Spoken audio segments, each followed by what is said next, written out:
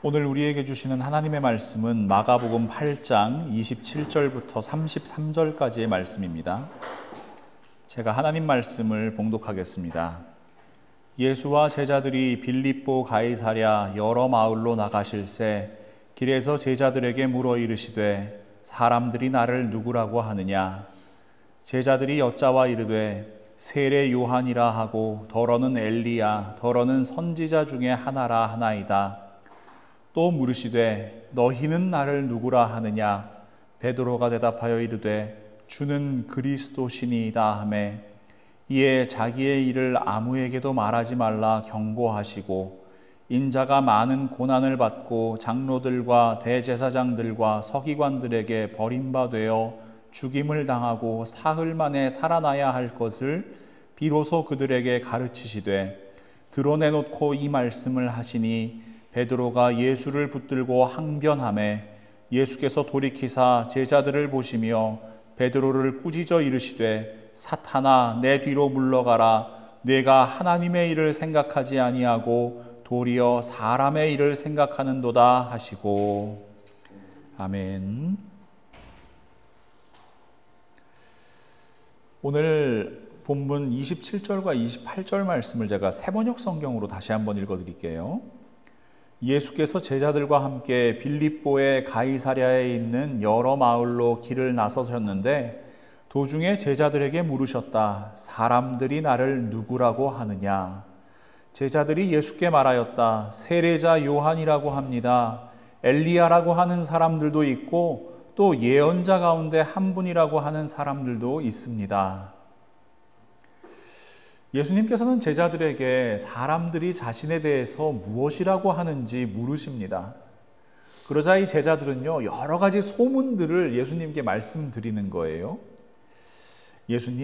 예수님께서 공생애 시작하시기 전에 이 존경받는 인물이었던 세례 요한이라고 하는 사람들이 있습니다. 또 이스라엘에서 가장 위대한 선지자로 존경받는 이 엘리야라고 하는 소문도 있습니다. 다들 예수님께서 선지자가 분명하시다고 이야기를 합니다.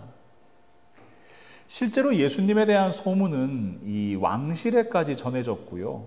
이 소문을 들은 헤롯 안티파스의 반응을 여러분 기억하실 겁니다. 마가복음 6장 14절부터 16절 말씀인데요.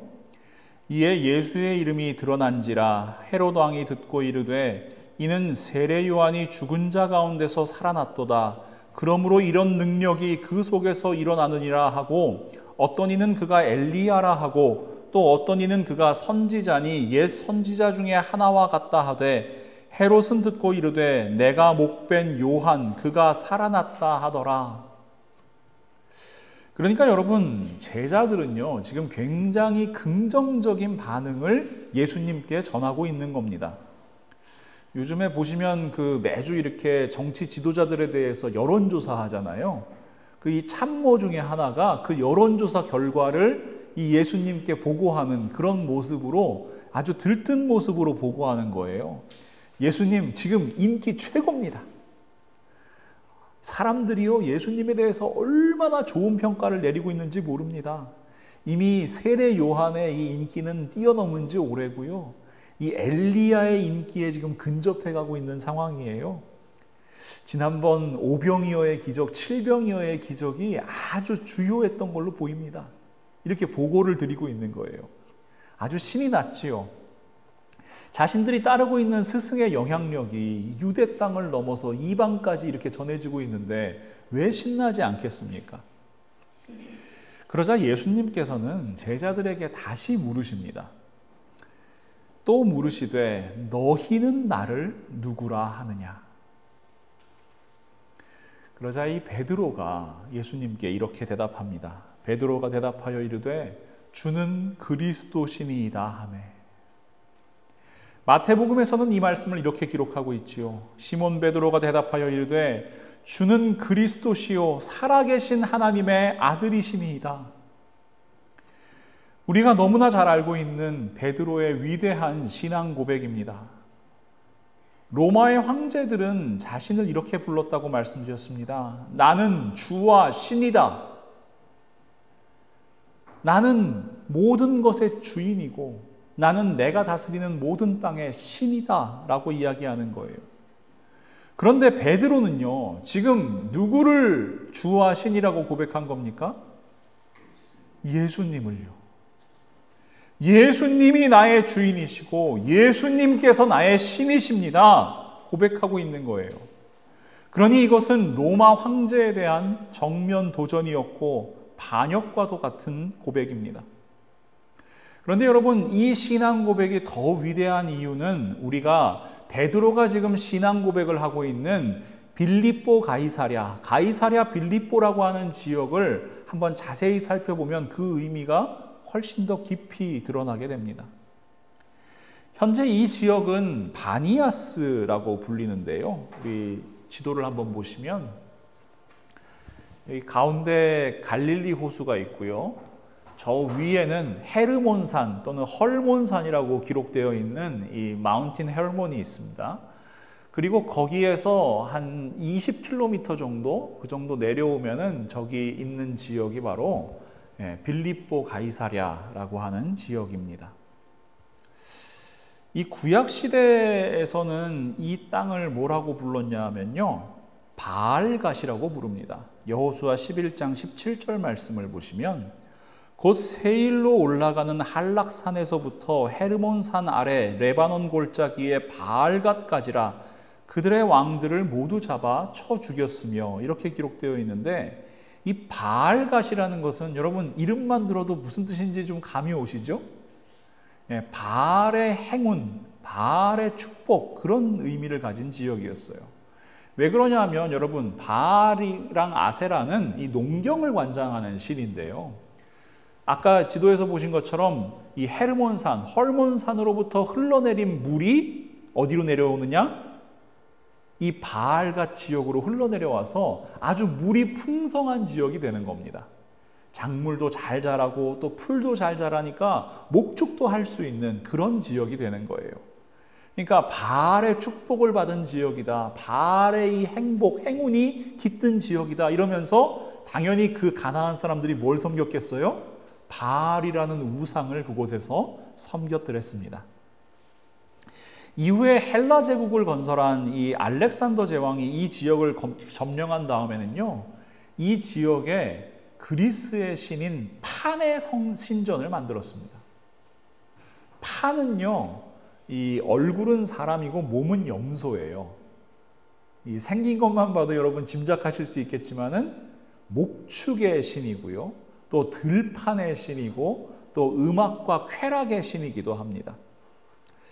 자, 시간이 또 흘렀습니다. 로마 제국이 이곳을 이제 차지하게 되는데, 로마의 초대 황제인 아우구스투스 황제는 원래는 이제 판을 기리기 위해서 파네아스라고 불렀는데, 이 파네아스라는 지역을 누구에게 주느냐?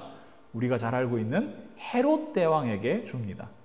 그래서 그 헤롯 대왕이 이 지역을 다스리게 돼요. 그 후에 이 헤롯의 아들 빌립이라는 사람이 분봉왕으로 이 지역을 다스리게 되는데, 이 빌립은 여러분 그 헤롯 안티파스한테 부인을 빼앗긴 무능력한 빌립이 아니고요, 누가복음 3장 1절에 기록된 빌립입니다. 디베리오 황제가 통치한 지 15해 곧 본디오 빌라도가 유대의 총독으로, 헤롯이 갈릴리의 분봉왕으로, 그 동생 빌립이 이두레와 드라고니 지방의 분봉왕으로, 루사니아가 아빌레네의 분봉왕으로, 이렇게 기록되어 있는데, 여기에서 이두레와 드라고니 지방의 분봉왕으로 세워진 사람이 바로 헤롯 빌립이라는 사람인데요. 이 사람은 헤롯의 아들 중에서도 가장 능력 있는 사람으로 평가받는 사람입니다. 어쨌든 이 빌립이라는 사람이 이 지역을 잘 정비를 한 거예요. 깨끗하게 정비를 해가지고 이제 충성심을 보여야 되잖아요, 로마의 황제에게. 그래서 이 도시를 티베리우스 황제에게 바칩니다. 그래서 황제의 도시, 카이사르의 도시라고 해서 이 도시의 이름을 가이사랴라고 명명을 합니다. 근데 이 가이사랴라는 이 지명이 여러 군데 있어요. 그래서 이 지중해 연안에 있는 대표적인 가이사랴와 구분하기 위해서 빌립의 가이사랴라는 의미로 빌립보 가이사랴라고 부르는 겁니다. 여러분, 이 지역이 여러분 생각해 보시면 어때요? 참 풍요로운 지역이었죠. 그 당시에 이 물이 풍성하다는 것은 물이 귀했던 지역에서 굉장히 중요한 의미잖아요. 그러다 보니까 그 자리에서 여러분 뭘 섬겨요? 농경의 신이었던 바알도 섬기고요. 또 그리스 신인 이 판도 섬기고요. 또 로마의 황제를 숭배하고 그에게 바쳐졌던 도시가 바로 이 빌립보 가이사랴입니다. 세상에 풍요가 가득했던 도시고요. 그래서 인간의 욕망도 가득했고요. 그 인간의 욕망을 이루어줄 우상이 넘쳐나는 도시였고, 세상 권력에 아부하고 또 충성하고 그렇게 자기의 이익과 자기 야망을 이루어줄 그러한 탐심이 가득했던 도시가 바로 빌립보 가이사랴입니다. 예수님께서는 그 도시의 가운데에서 제자들에게 물으시는 겁니다. 너희는 나를 누구라 하느냐? 그래서 베드로의 신앙 고백이 더욱 가치 있는 겁니다. 사람의 눈길과 마음을 빼앗는 수많은 유혹이 있습니다. 그 유혹을 이루어줄 우상들이 있습니다. 그러나 그는 분명히 대답하는 거예요. 주는 그리스도시요 살아계신 하나님의 아들이시니이다.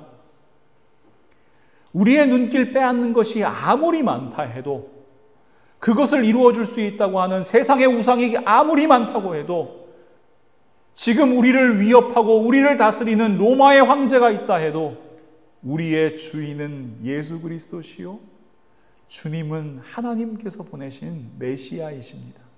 하나님의 아들이십니다. 마가복음 1장 1절은 이렇게 시작하지요. 하나님의 아들 예수 그리스도의 복음의 시작이라.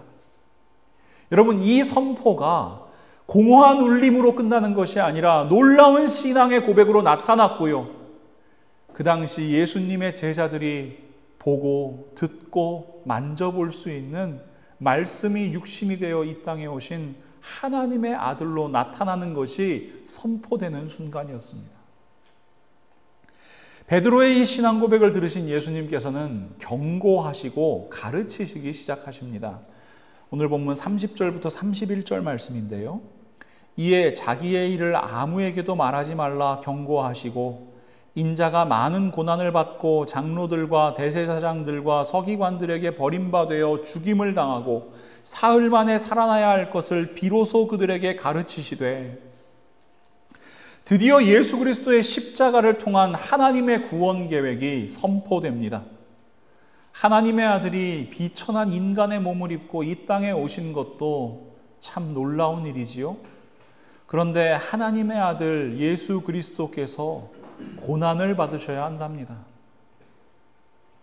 영광만 받으셔야 할 그분께서 가장 비참한 모습으로 죽임을 당하셔야 한답니다. 그리고 사흘 만에 부활하셔야 한다고 가르치십니다. 여러분, 하나님의 이 구원 계획은 태초부터 감추인 하나님의 비밀입니다. 죄와 사망의 권세로 묘사되는 사탄은 물론이고 세상 어떤 누구도 상상할 수 없었던 하나님의 구원 계획, 그 놀라운 비밀이 지금 공개된 겁니다. 여러분, 놀라우세요? 이렇게 하나도 안 놀라시는 것 같은데. 여러분, 왜 안 놀라세요? 알고 있으니까 안 놀라지요. 여러분, 이 하나님의 비밀은 우리에게 선포된 비밀입니다. 골로새서 1장 26절과 27절 말씀에서 사도 바울은 이렇게 이야기합니다.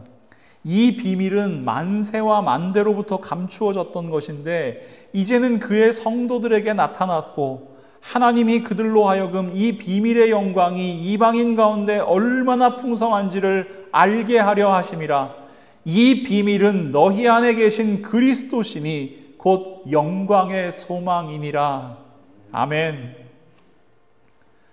여러분, 예수님께서 제자들에게 이걸 비밀로 하라고 말씀하시는 것은 이 일이 이루어질 때까지는 비밀이었기 때문입니다. 그래서 경고하시는 거예요. 그러나 만세와 만세로부터 감추어진 비밀은 더 이상 우리에게 비밀이 아닙니다. 이 비밀이 우리에게 선포되었습니다. 우리는 예수 그리스도의 십자가 그 보혈의 능력으로 구원받은 성도들입니다. 더 이상 죄와 사망과 율법의 노예가 아니라 하나님 아버지의 자녀된 그리스도인들입니다.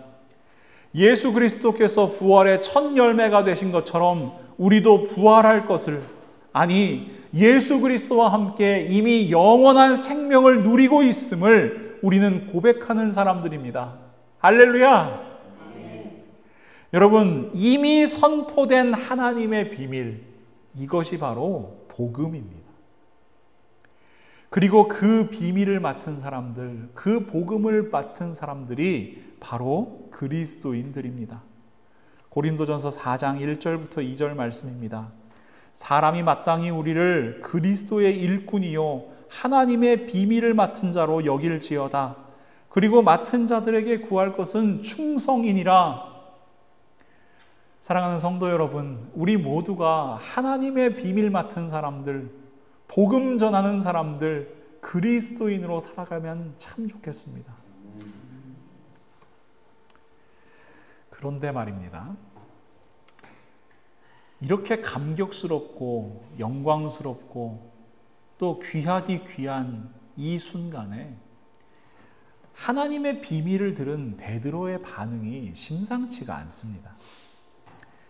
오늘 본문 32절 말씀을 보시면 드러내놓고 이 말씀을 하시니 베드로가 예수를 붙들고 항변하매. 베드로는요, 이 말씀을 듣고 예수님을 붙들고 항변합니다. 항변하다. 국어사전을 찾아보니까요, 못마땅한 생각이나 반대의 뜻을 주장하다 이렇게 돼 있어요. 비슷한 단어로는 반대하다, 항의하다, 뭐 그 정도가 있겠네요. 그러니까 베드로가 항변했다 이렇게 하면은 좀 이런 모습이 떠오르는 거예요. 예수님, 저는 그렇게 생각 안 하는데요. 저는 예수님 고난 받으시는 거 원하지 않아요. 저는 주님이 그런 길 가신다고 하는 거 반대입니다. 그러시면 안 돼요. 여러분 어때요? 약간 좀 뭔가 애절한 느낌이 나지 않으세요? 이 예수님의 수제자로서 이 스승이 고난받는 길을 간다는데 이게 얼마나 마음이 아프겠습니까? 그런데 항변하다라는 단어는요, 이 성경이 기록하고 있는 원어의 의미를 전혀 살리지를 못한 번역이에요. 항변하다라는 말은 에피티마오라고 하는 단어를 번역한 건데요. 이 단어는 원래 어떤 뜻이냐? 책망하다, 심하게 꾸짖다, 벌하다, 경고하다 이런 의미예요. 굉장히 강하죠. 이 같은 단어가 사용된 본문을 살펴보시면요, 마태복음 17장 18절 말씀에 이에 예수께서 꾸짖으시니 귀신이 나가고 아이가 그때부터 나으니라. 예수님께서 귀신을 꾸짖으시니, 예수님께서 귀신을 에피티마오 하시니, 그러니까 뭐예요 여러분? 예수님께서 귀신을 나가라고 이 꾸짖으시는 것처럼 베드로가 예수님을 꾸짖고 있는 거예요. 원어의 뜻을 알고 이 말씀을 다시 읽으면요, 이런 모습이 떠올라요. 예수, 당신이 어떻게 우리에게 이럴 수가 있습니까? 우리가 가진 거 다 버리고 당신 따라왔는데 그렇게 무책임하게 얘기할 수가 있습니까? 당신이 우리한테 그러면 안 되지요. 여러분, 어감이 완전히 다르죠? 베드로가 예수를 붙들고 항변했다 그러는데, 이게 항변했다 그러면 예수님의 옷자락을 붙들든지 아니면 예수님 이렇게 제발 저희들 봐주세요 이렇게 어깨를 붙들든지 그런 모습이 생각나는데, 이게 에피티마오 했다고 하면 어떤 모습이 떠오르느냐? 예수님 멱살 잡는 거예요. 당신 어떻게 우리한테 이럴 수 있어? 라고 이야기하는 겁니다. 방금 전에 위대한 신앙 고백을 했던 사람과 전혀 다른 사람으로 느껴질 정도입니다. 보통 마가복음이 제일 먼저 기록된 복음서라고 추정된다고 말씀드렸잖아요. 이후에 복음서를 기록한 누가는요, 아예 이런 베드로의 반응을 기록하지 않습니다. 왜냐하면 그만큼 베드로의 반응이 극단적이고 격렬했고 예수님의 제자라고, 특히 수제자라고 이 볼 수가 없는 반응이었기 때문에 그래요. 너무나 부정적으로 보이는 거죠. 그렇다면 여러분, 베드로는 예수님의 가르침에 왜 이렇게 격렬하게 반응하는 거예요? 왜 예수님을 붙들고 항변하는 거예요? 우리는 베드로를 꾸짖으시는 예수님의 말씀에서 그 이유를 발견할 수 있습니다. 우리 마가복음 8장 33절 말씀을 한 목소리로 읽겠습니다. 예수께서 돌이키사 제자들을 보시며 베드로를 꾸짖어 이르시되 사탄아 내 뒤로 물러가라. 내가 하나님의 일을 생각하지 아니하고 도리어 사람의 일을 생각하는도다 하시고, 방금 전에 이 신앙 고백을 한 베드로가 예수님으로부터 사탄이라는 책망을 받는 모습입니다. 왜요? 그 이유는 아주 간단합니다. 하나님의 일을 생각하지 아니하고 도리어 사람의 일을 생각하기 때문입니다. 하나님의 일은 무엇입니까? 예수 그리스도의 고난과 십자가 죽음과 부활을 통한 모든 인류, 이 세상의 구원입니다.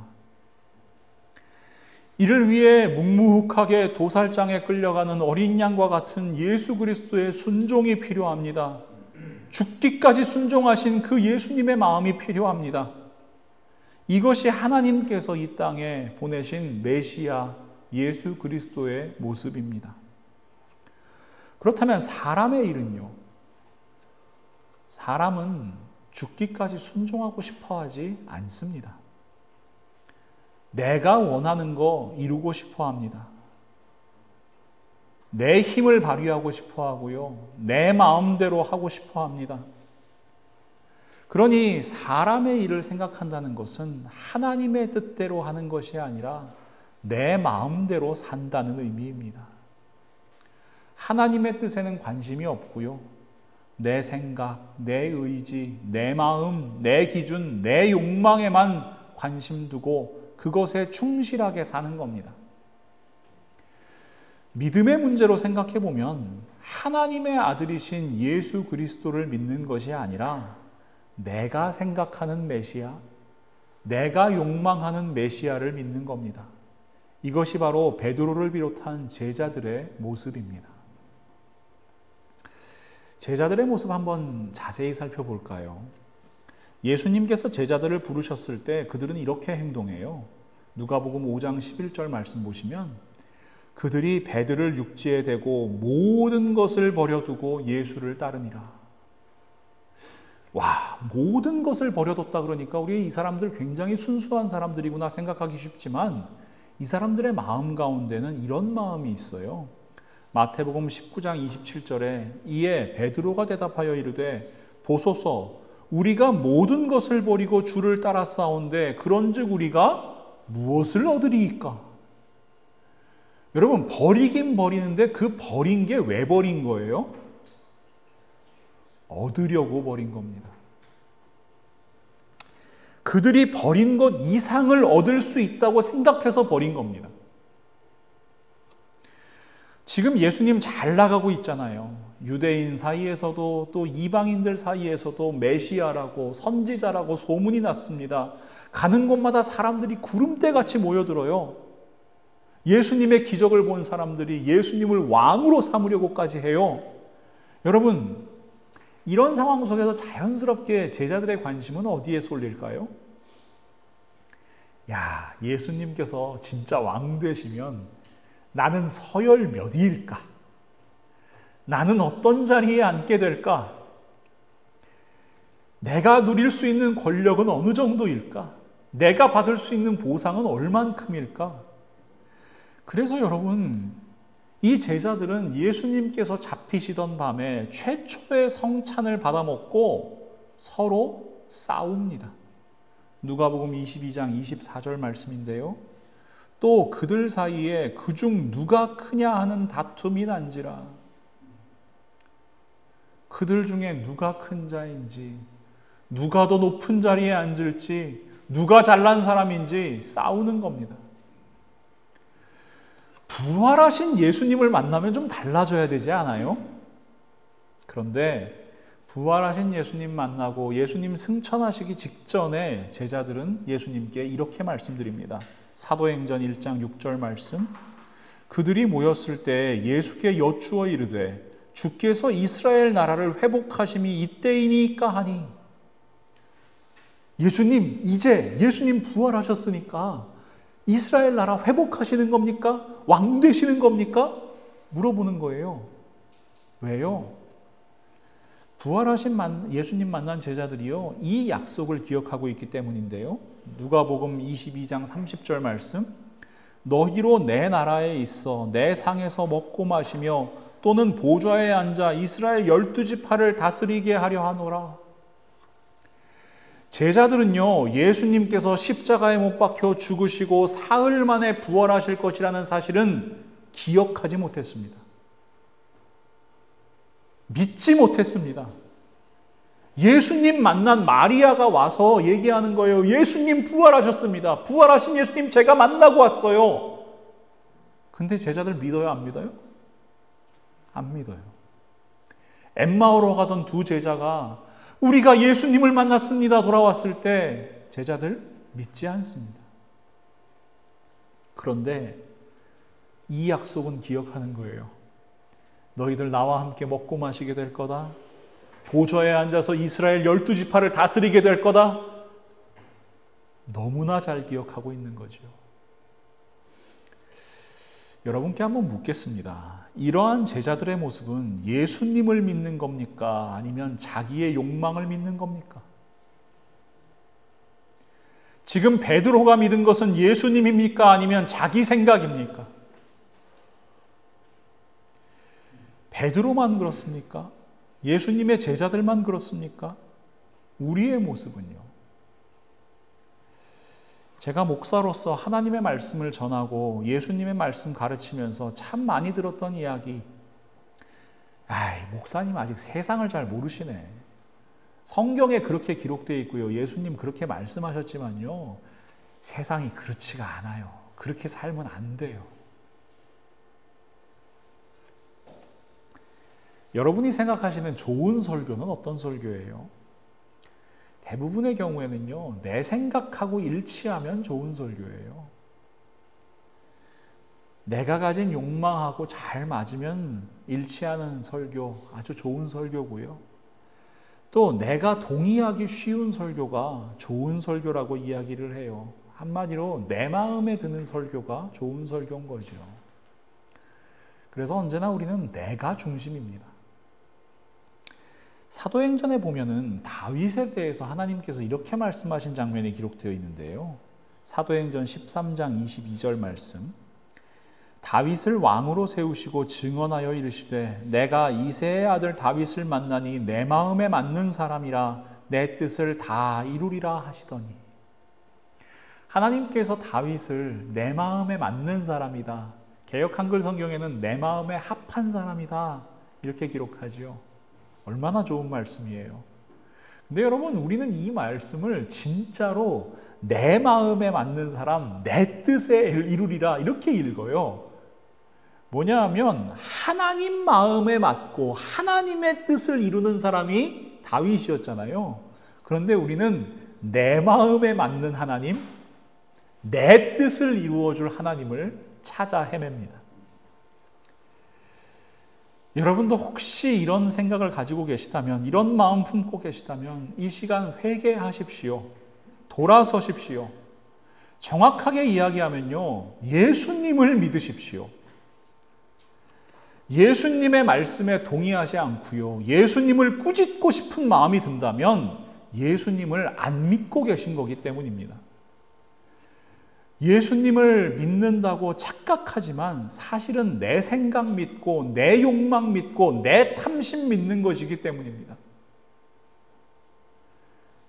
교회에 열심히 다니면서 예수님 믿는다고 착각하고 있지만 사실은 우상 숭배하고 있는 것이기 때문입니다.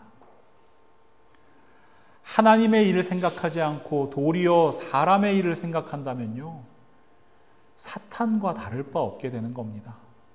그래서 예수님께서 베드로를 책망하시는 것만큼 엄중한 말씀이 있어요.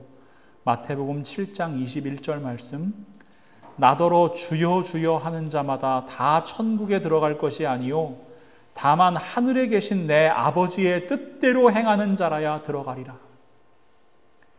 누구나 예수님을 향해 주여 주여 할 수 있습니다. 그러나 중심을 보시는 하나님께서는 너무나 잘 알고 계시죠. 내가 무엇을 주인으로 생각하고 있는지. 재물이 주인일 수 있고요. 세상 권력이 주인일 수 있고요. 무엇보다 나 자신이 나의 주인일 수 있는 겁니다. 사랑하는 믿음의 동역자 여러분, 지금 우리가 살아가고 있는 세상은 가이사랴 빌립보와 하나도 다를 것이 없습니다. 물론 우리가 가나안의 신 바알 섬기지 않지요. 그리스의 신 판 섬기지 않지요. 로마의 황제 섬기지 않지요. 그러나 그 자리를 차지하고 있는 우상이 너무나 많은 거예요. 그래서 오늘 예수님께서 우리 한 사람 한 사람에게 물으시는 겁니다. 우리 공동체를 향해 물으시는 겁니다. 너희는 나를 누구라 하느냐? 너희는 나의 음성 듣고 있느냐? 너희는 나의 말에 동의하고 있느냐? 나를 붙들고 항변하고 싶지 않느냐? 물으시는 겁니다. 여러분이 믿고 있는 예수님 어떤 분이십니까?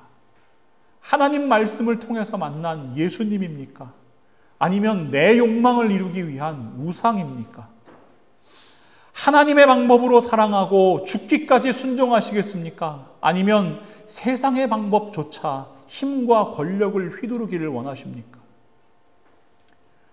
하나님의 뜻과 하나님의 일을, 하나님의 나라를 먼저 생각하십니까? 아니면 사람의 일과 나의 뜻과 나의 욕망을 먼저 생각하십니까?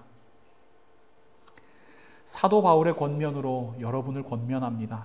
빌립보서 2장 5절부터 8절 말씀, 너희 안에 이 마음을 품으라. 곧 그리스도 예수의 마음이니 그는 근본 하나님의 본체시나 하나님과 동등됨을 취할 것으로 여기지 아니하시고 오히려 자기를 비워 종의 형체를 가지사 사람들과 같이 되셨고 사람의 모양으로 나타나사 자기를 낮추시고 죽기까지 복종하셨으니 곧 십자가에 죽으심이라. 우리는 그리스도인입니다. 그리스도인은요, 그리스도의 마음 품은 사람들입니다. 그리스도 예수와 한 마음인 사람들입니다. 그러니 여러분, 예수님 잘 믿읍시다. 예수님께서 걸어가신 순종의 길 함께 걸어갑시다. 어떠한 고난과 어려움이 찾아온다 하더라도 끝까지 포기하지 말고 그 길을 함께 걸어가는 우리 모두가 됐으면 좋겠습니다. 사람의 일이 아니라 하나님의 일을 생각하며 하나님의 뜻이 하늘에서와 같이 이 땅 가운데 이루어지기를 함께 기도하는 우리 라이프 교회 공동체 되기를 간절히 소망합니다. 무엇보다 여러분, 우리는 하나님의 비밀, 복음을 맡은 사람들입니다. 그러니 충성하십시오. 그리고 그 복음을 지금도 그 생명의 소식이 필요한 많은 사람에게 전하는 삶을 살아가기를 원합니다. 하나님의 자녀요, 충성된 일꾼인 우리 모두를 통해서 예수 그리스도의 복음과 생명이 이 땅 가운데 흘러가고 아름다운 하나님의 나라 이루어지기를 우리 예수님의 이름으로 간절히 축원합니다. 하나님, 저희들 예수님을 믿는다 고백하지만 정말 저희의 믿음이 어디를 향하고 있는지 하나님의 말씀에 비추어 보게 하심을 진심으로 감사합니다. 저희들 예수님 잘 믿는 그리스도인 되면 좋겠습니다. 예수님의 마음 품은 그리스도인 되었으면 좋겠습니다. 예수님의 말씀에 예수님 붙들고 항변하는 자가 아니라 예수님의 말씀에 동의하고 예수님의 말씀을 믿고 그 말씀이 저희의 생명이 되고 저희의 삶이 되었으면 좋겠습니다. 하나님, 이 시간 저희들 가운데 역사하여 주시옵소서. 저희들의 연약한 믿음 하나님 붙들어 주시옵소서. 그렇게 믿음의 사람으로 이 땅 가운데 나아가게 하여 주시옵소서. 가이사랴 빌립보와 같은 세상을 저희들 살아가고 있습니다. 저희들을 유혹하고 저희들을 미혹하고 저희들을 넘어뜨리게 하는 게 너무나도 많은 세상입니다. 하지만 하나님, 이 세상의 한가운데에서 저희들 담대히 살아가게 하여 주시옵소서. 담대히 복음을 증거하게 하시고 말로만 입술로만 하는 것이 아니라 행함으로 진실함으로 저희의 삶으로 그 생명의 복음을 증거하는 참된 그리스도인으로 이 땅을 살아가기를 간절히 소망합니다. 하나님, 저희들은 부족하오니 하나님 붙잡아 주시옵소서. 저희들은 연약하오니 성령 하나님 저희와 함께하사 역사하여 주시옵소서. 그렇게 저희를 통하여 이루실 하나님의 나라를 기대하며 오늘도 나아갑니다. 저희들 한 사람 한 사람 우리 하나님 붙잡아 주시옵소서. 예수 그리스도의 이름으로 간절히 기도합니다. 아멘.